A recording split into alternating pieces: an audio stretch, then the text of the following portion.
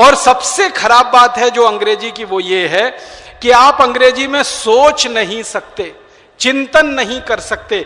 अगर आपको सोचना पड़ेगा, चिंतन करना पड़ेगा, तो आपकी मातृभाषा में ही संभव है। आप मूल भाषा मातृभाषा में ही चिंतन कर सकते हैं, उसी में सोच सकते हैं, उसी में विचार कर सकते हैं।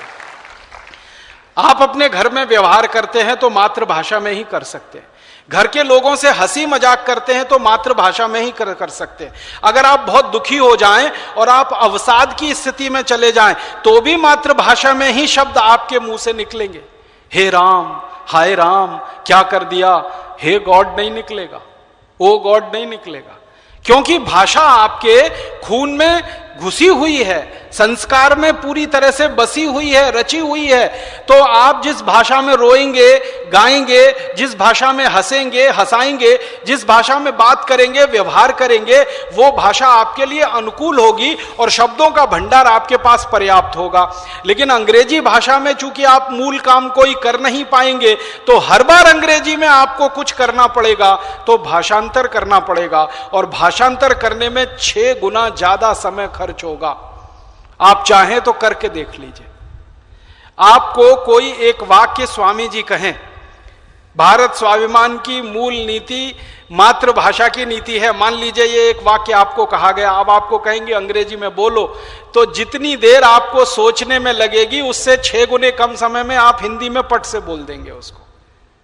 किसी छोटे बच्चे के साथ परीक्षण करके देख लो, किसी छोटे बच्चे को कोई कहानी सुनाओ, बहुत अच्छे से ध्यान से मातृभाषा में सुनेगा, वही कहानी उसको अंग्रेजी में सुनाओ, 6 दिन लग जाएंगे, तब तो ठीक से सुनने की स्थिति में आएगा, और 6 दिन लग जाएंगे तो याद करने की स्थिति में आएगा, याद नहीं कर पाएगा तो रटेगा, और रटने के बाद अगले 6 दिन बाद कुछ बोल के सुनाएगा, वो भी टूटी फूटी होगी, बीच में उसमें व्याकरण की गलती होगी, भाषा की अशुद्धियां होंगी। क्यों?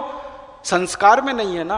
तो जिस भाषा में आप हर काम करके आसानी से, सहजता के साथ बढ़ सकते हैं आगे, उसी भाषा में अगर आपको शिक्षा नहीं मिल रही है तो ये आपके साथ बहुत बड़ा ये षड्यंत्र क्या है। भारत के मूल निवासी कौन है? हिंदी, तमिल, तेलुगु, कन्नड़, मलयालम, उड़िया आदि आदि, ये सब मूल निवासी हैं जो मूलतः यहीं के हैं। और अंग्रेजी भाषा को बोलने वाले ये मूल निवासी तो हैं, लेकिन अंग्रेजियत में रचे बसे हुए हैं।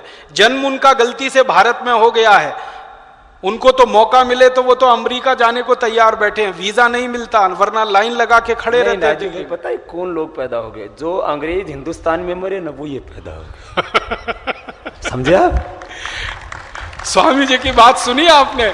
जो अंग्रेज मर गए उनकी आत्मा इनमें प्रवेश कर गई है, जो अंग्रेजी बोलते हैं आज इस देश। वो भूत बन के पैदा हुए हैं यहाँ, जो मर गए ना हिंदुस्तान में।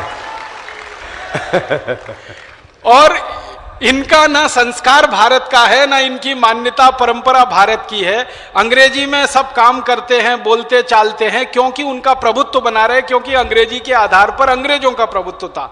तो भारत के मूल नागरिक कभी सत्ता व्यवस्था में ना आ जाएं, भारत के मूल नागरिक कभी व्यवस्था को संभालने की स्थिति में ना आ जाएं, भारत के मूल नागरिक कभी इस देश को चलाने की स्थिति में ना आ जाएं, इसके लिए जानबूझकर अंग्रेजी को आजादी के 62 साल के बाद भी ढोया जा रहा है।